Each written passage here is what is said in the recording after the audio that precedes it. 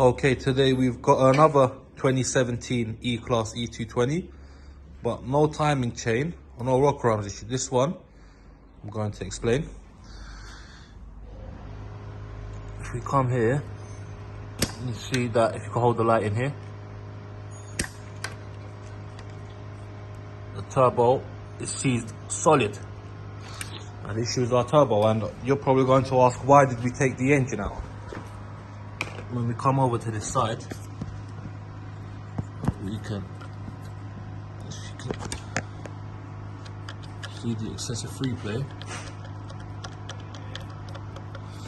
and how it's just throwing oil all over the place. Now we've taken out the engine as we've done a turbo on one of these engines before, but we feel that it is easier to take the engine out and get this job done as to take out the turbo. We still need to release all the bolts for the DPF, and the ones at the back here are the most difficult ones.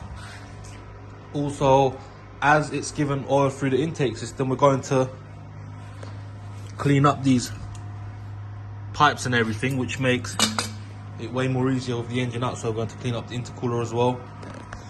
If you check, it's all a bit oily in there. And also if you check from the state of the DPF, how it's all gone red, the shield around it. So a couple people ask, well, how do we get to the return pipe and how do we, for this, it goes through there. Basically this one at the top, this bolt here,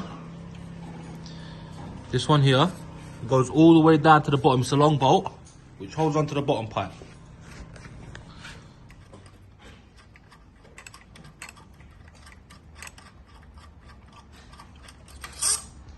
The length of this bolt goes all the way down to the bottom and it sits, connects, bolts in straight into that from the outside. Okay, so we've taken off the turbo pipe, we're just letting them drain along with the intercooler. So we're just gonna let it drain a little bit and then clean it out. Make sure there's no oil left inside.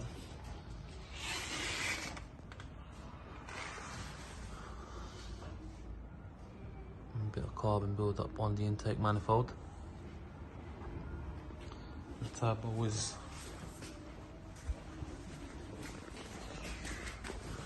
out.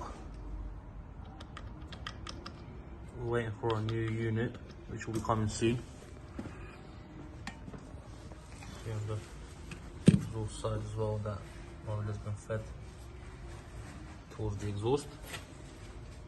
I think the manifold, the exhaust manifold inside is oily as well. Once we clean it up, replace our parts, we'll be putting it back together. You can see it's still dripping, emptying out all the oil.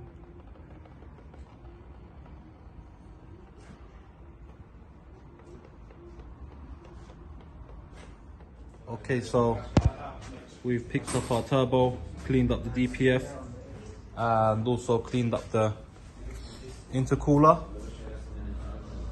Cleaned up the pipe here, I'm gonna put on. Now we've also replaced the water pump as it was leaking. You're probably gonna see the gasket seal marks, but the issue was, I rang up Mercedes yesterday and ordered the water pump and specifically asked if it comes with the gasket or not, as if it doesn't, so that I can order it separately. But they said, yeah, it comes with a gasket, and then now it's turned up no gasket inside the box. So, and I have to get this car ready, hand it over to the customer.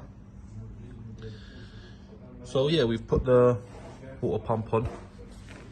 Our new turbo unit is here, sourced from London Turbos. We're gonna replace these seals as well, these rubber seals.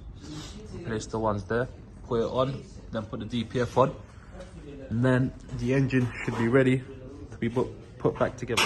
Okay, so we've got our engine back into its place now, bolted everything up.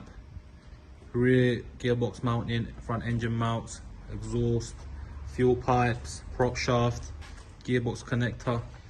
can see, we've got a new turbo with the marks there. Cleaned up the intake system, as that's why we took the engine out, as it would have been more difficult, as the intercooler is placed right down there on the side. I'll point it out with my finger just through there.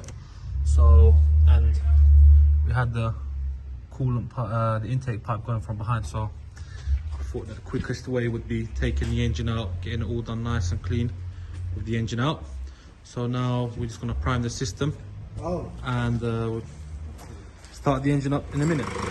Okay, so we put the front end on, connected all the coolant pipes, topped up the antifreeze. We're eventually going to top up more as it all circulates throughout the system. We're going to keep it running for 5-10 minutes, lift the car up, check for any leaks or any signs, which we should take notice for. And if we see that it's all good, we will carry on closing off the front. Okay, so front end's put back on as well. Topped up the aircon gas, as we do take it out before we remove the front end. Everything sounds good now. We're going to take it for a test drive. Have it running for 20 minutes, 30 minutes, most probably the DPF will do a regen. Get it nice and cleaned. And once we see that it's all good, everything is fine, we'll be handing it back over to our customer.